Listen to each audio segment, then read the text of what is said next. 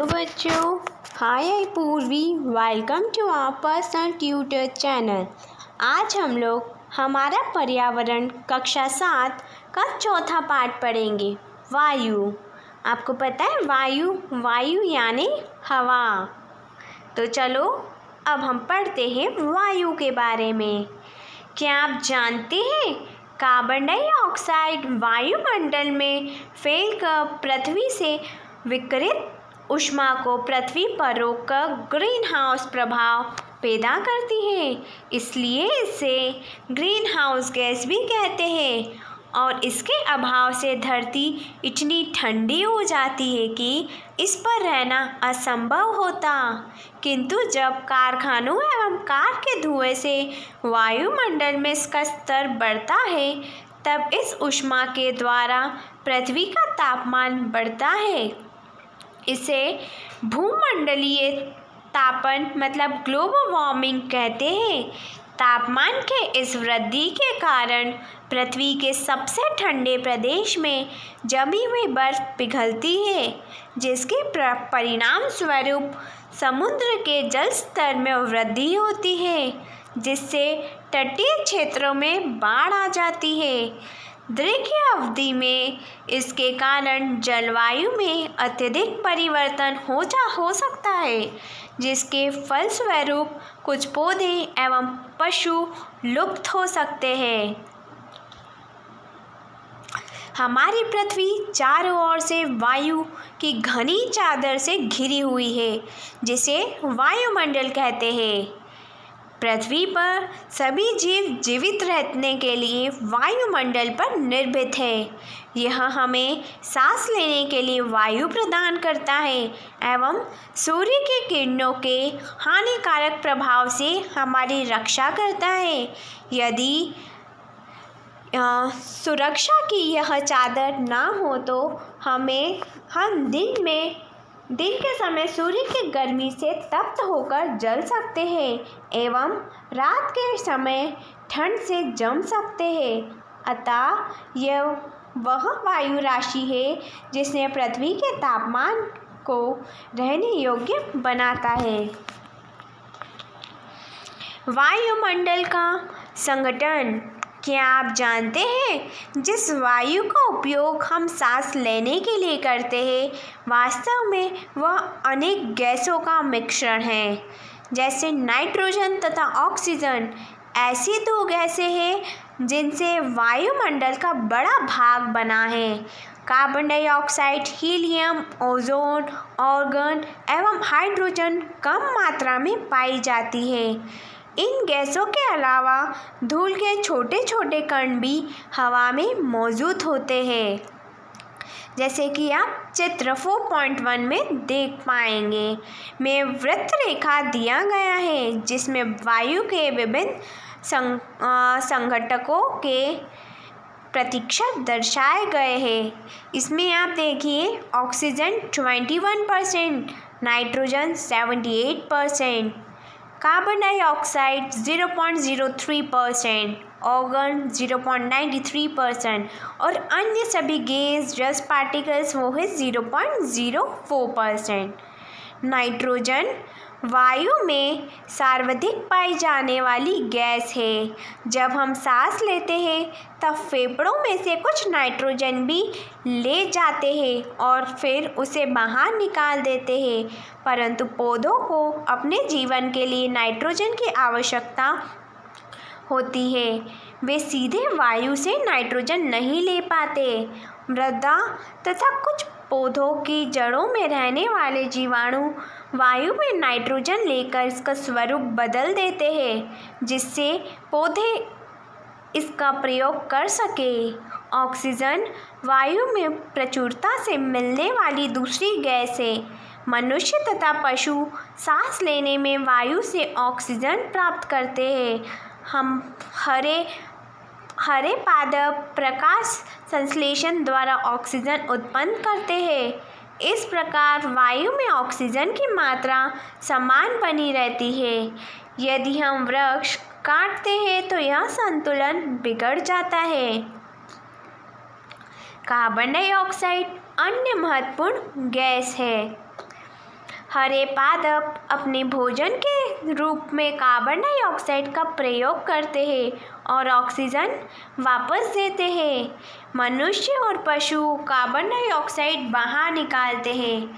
मनुष्यों तथा पशुओं द्वारा बाहर छोड़ी जाने वाली कार्बन डाइऑक्साइड की मात्रा पादपों द्वारा प्रयोग किए जाने वाली गैस के बराबर होती है, जिससे यह संतुलन बना रहता है। परंतु यह संतुलन कोयला तथा खनिज तेल इत्यादि ईंधनों के जलाने से गड़बड़ा जाता है। ये वायुमंडल में प्रतिवर्ष करोड़ों टन कार्बन डाइऑक्साइड की बढ़ोतरी करते हैं। परिणाम स्वरूप कार्बन डाइऑक्साइड का बढ़ा हुआ आयतन पृथ्वी पर मौसम तथा जलवायु को प्रभावित करता है। क्या आप जानते हैं, जब वायु गर्म होती है तो फैलती है और हल्की होकर ऊपर उठती है। ठंडी वायु सघन और भारी होती है, इसलिए इसमें नीचे रहने की प्रवृत्ति होती है।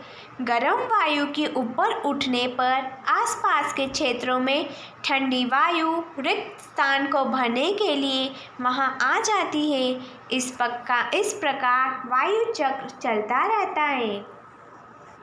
यह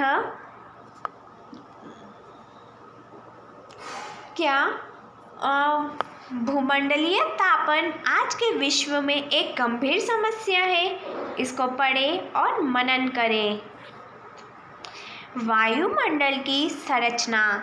हमारा वायुमंडल 5 परतों की विभाजित है, जो पृथ्वी की सतह से आरंभ होता है।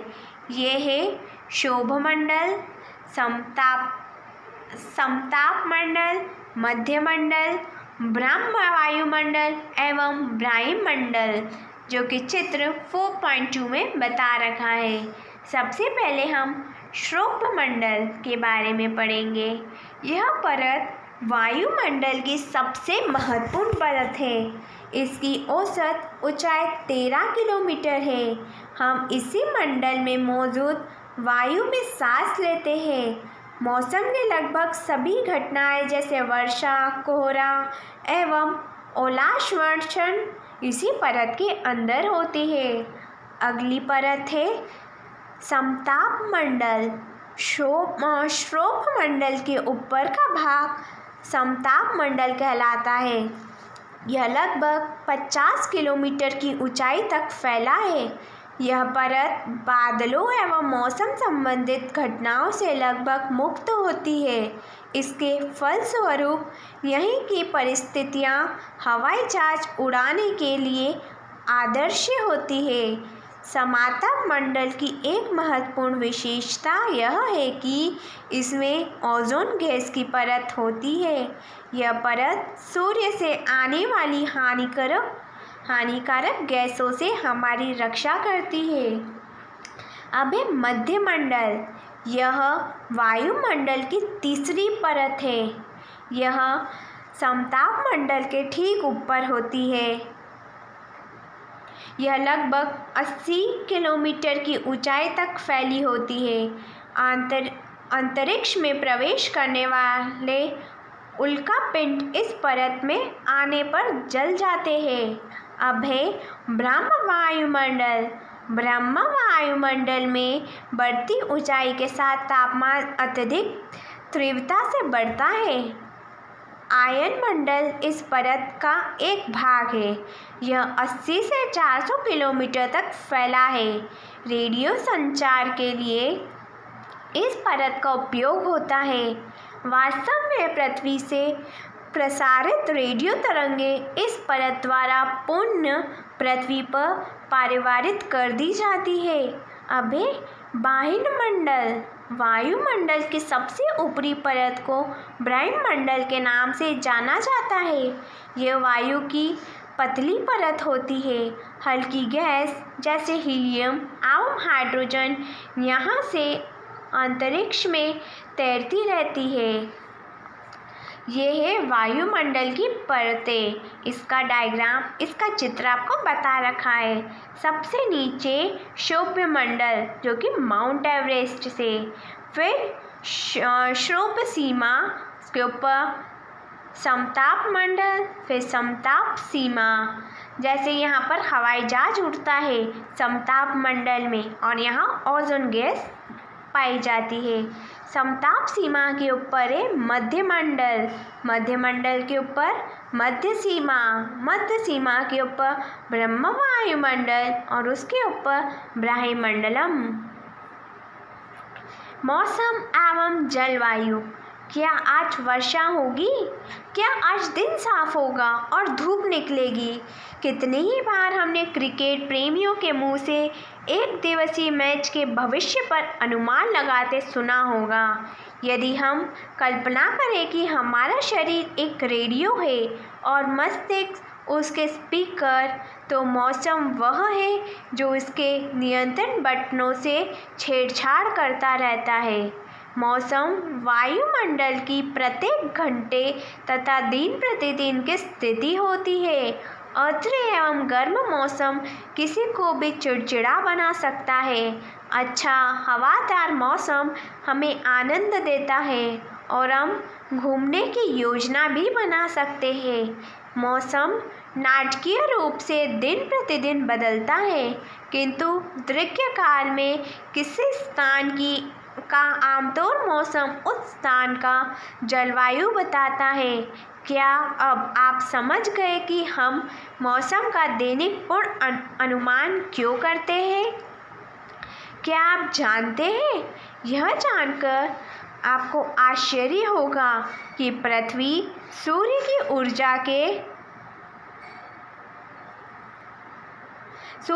ऊर्जा के 20 करोड़ भाग का केवल एक भाग मतलब 2 अरबवां ही हिस्सा करती है।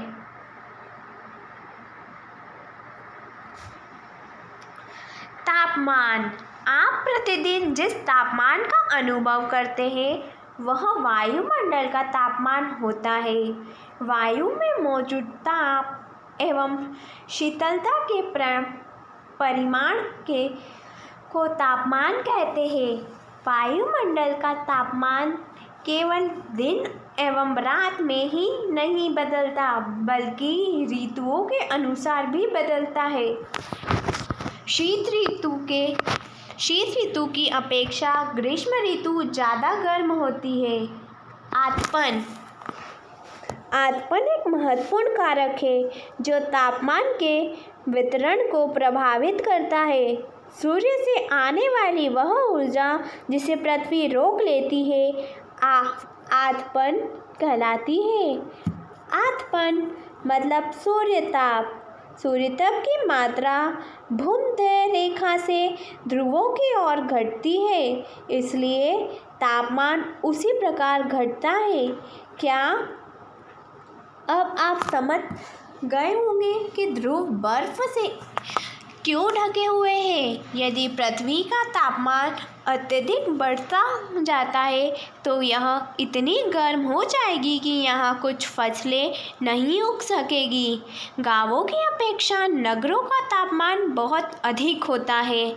दिन के समय में एसल्फेट से बनी सड़कें एवं धातुएं और कंक्रीट से बने भवन गर्म हो जाते हैं।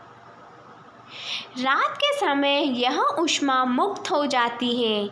नगर की भीड़ वाले ऊंचे भवन गर्म वायु को रोक लेते हैं, जिससे नगर का तापमान बढ़ जाता है। क्या आप जानते हैं तापमान को मापने की मानक इकाई डिग्री सेल्सियस है? इसका आविष्कार एंडर्स सेल्सियस ने किया था। सेल्सियस पैमाने पर जल 0 डिग्री सेल्सियस पर जमता है और 100 डिग्री सेल्सियस पर उबलता है। अब है वायु दाब। यह जानकर आपको आश्चर्य होगा कि वायु हमारे शरीर पर उच्च दाब के साथ बल लगाती है, किंतु हम इसको अनुभव नहीं करते। यह इसलिए होता है क्योंकि वायु का दाब हमारे ऊपर सभी दिशाओं में से लगता है और हमारा शरीर विपरीत बल लगाता है। पृथ्वी के सतह पर वायु के भार द्वारा लगाया गया दाब वायु दाब कहलाता है। वायुमंडल के ऊपर की ओर जाने पर दाब तेजी से गिरने लगता है। समुद्र स्तर पर वायु दाब सर्वाधिक होता है और ऊंचाई पर जाने पर यह घटता जाता है। वायु दाब का क्षैतिज वितरण किसी स्थान पर उपस्थित वायु के ताप द्वारा प्रभावित होता है। अधिक तापमान वाले क्षेत्रों में वायु गर्म होकर ऊपर उठती है। यह निम्न दाब क्षेत्र बनता है। निम्न दाब बादल युक्त आकाश एवं नम मौसम के साथ जुड़ा होता है। कम तापमान वाले क्षेत्रों की वायु ठंडी होती है। इसके फलस्वरूप यह भारी होती है। भारी वायु निम्नलित होकर उच्च दाब क्षेत्र बनाती है। उच्च दाब के कारण स्पष्ट एवं स्वच्छ आकाश होता है। वायु सदैव उच्च दाब क्षेत्र से निम्न दाब क्षेत्र की ओर गमन करती है। क्या आप जानते हैं कि चांद पर वायु नहीं है, अतएव वहाँ वायु दाब भी नहीं है। अंतरिक्ष यात्री जब चांद पर जाते हैं तो वे विशेष रूप से सुरक्षित हवा से भरी हुई आंतरिक पोशाक पहनते हैं। यदि वे इस आंतरिक पोशाक को ना पहने तो अंतरिक्ष यात्रियों के शरीर द्वारा विपरीत बल लगाने के कारण उनके रक्त शिराएं फट सकती है, जिससे अंतरिक्ष यात्री रक्त स्रावित हो सकते हैं। अब हम पढ़ेंगे पवन। उच्च दाब क्षेत्र से निम्न दाब क्षेत्र की ओर वायु की गति को पवन कहते हैं। यह पवन को काम करते देख सकते हैं जब यह सड़क पर गिरी पत्तियों को उड़ाती है अथवा तूफान के समय पेड़ों को उखाड़ देती है। कभी कभी जब पवन धीरे बहती है तो आप ऐसे महीन धूल या धुएं को उड़ाते देख सकते हैं। कभी कभी पवन इतनी तेज होती है कि इसके विपरीत दिशा में चलना कठिन हो जाता है। आपने अवश्य अनुभव किया होगा कि तेज पवन में छाता लेकर चलना आसान नहीं है। 3 अन्य उदाहरण सोचिए जब तेज पवन के कारण आपके लिए समस्या उत्पन्न हुई हो। पवन को मुख्यतः 3 प्रकारों में विभाजित किया जा सकता है। क्या आप जानते हैं पवन का नाम उसके आने की दिशा के आधार पर निर्धारित होता है। उदाहरण के लिए पश्चिम से आने वाली पवन को पश्चिमी मतलब पछुआ पवन कहते हैं। पहला है स्थायी पवनें। व्यापारिक पश्चिमी एवं पूर्वी पवनें स्थायी पवनें हैं। ये वर्ष भर लगातार निश्चित दिशा में चलती रहती है। दूसरी है मौसमी पवनें। ये पवनें विभिन्न ऋतुओं में अपनी दिशा बदलती रहती है। उदाहरण के लिए भारत में मानसून पवनें। स्थानीय पवनें। ये पवनें किसी छोटे क्षेत्र में वर्षा या दिन के किसी विशेष समय में चलती है। उदाहरण के लिए स्थल एवं समुद्री समीर। क्या आपको भारत के उत्तरी क्षेत्रों की गर्म एवं शुष्क स्थानीय पवन याद है? इसे लू कहते हैं। चक्रवात प्राकृतिक आवेश। भारत के पूर्वी समुद्री तट पर स्थित ओडिशा में बंगाल की खाड़ी से उठने वाली चक्रवातों का खतरा बना रहता है। 17-18 अक्टूबर 1999 को राज्य के 5 जिलों में चक्रवात आया। 29 अक्टूबर 1999 को एक अन्य महाचक्रवात आया जिसने राज्य के एक बड़े भाग में तबाही मचाई। मुख्यतः पवन का वेग, वर्षा तथा ज्वारीय पृष्ठ से हानियाँ हुई। 260 किलोमीटर प्रति घंटे तक के वेग वाली पवन 36 घंटे से भी ज़्यादा समय तक चलती रही। तीव्र वेग वाली इन पवन ने पेड़ों को उखाड़ दिया और कच्चे घरों को नष्ट कर दिया। अनेक औद्योगिक भवनों तथा अन्य घरों की छतें भी उड़ गई। विद्युत आपूर्ति एवं टेलीफोन लाइन पूरी तरह से कट गई। चक्रवात के फलस्वरूप लगातार 3 दिनों तक भारी वर्षा होती रही। इस वर्षा के कारण ओडिशा की प्रमुख नदियों में बाढ़ आ गई। चक्रवाती पवनों के कारण उठी ज्वारीय तरंगें स्थल पर 20 किलोमीटर तक आ गई और फलस्वरूप तटीय क्षेत्र में भी भयानक तबाही हुई। अचानक 7 से 10 मीटर ऊंचाई ज्वारीय तरंगें आ गई, जिसके कारण तैयार खड़ी धान की फसल पूरी तरह से नष्ट हो गई। 25 अक्टूबर 1999 को पूर्वी पोर्ट ब्लेयर के निकट थाईलैंड की खाड़ी में अवसाद के कारण यह चक्रवात उत्पन्न हुआ और यह धीरे धीरे उत्तर पश्चिमी दिशा में आया। उत्तर पश्चिमी दिशा की ओर बढ़ा, गहन होकर इसमें महाचक्रवात का रूप धारण कर लिया और 29 अक्टूबर को सुबह 10:30 बजे ओडिशा के इरेसामा एवं बालिकुडा के बीच के क्षेत्रों को प्रभावित किया। इस महाचक्रवात ने भुवनेश्वर, कटक और 28 तटीय नगरों सहित ओडिशा के पूरे तट को बर्बाद कर दिया। इससे लगभग 130 लाख लोग प्रभावित हुए। बहुत बड़ी संख्या में पशुओं की मौतें हुई। धान, सब्जियों एवं फलों की खड़ी फसलों का भारी नुकसान हुआ। ज्वारीय प्रचंड से उत्पन्न हुई लवणता के कारण कृषि योग्य विशाल भू क्षेत्र अनुपजाऊ हो गया। साल, सागवान एवं बांस की बगान वाले विशाल भू क्षेत्र नष्ट हो गए। पारादीप एवं कोशान के बीच स्थित मैंग्रोव के जंगल लुप्त ही हो गए।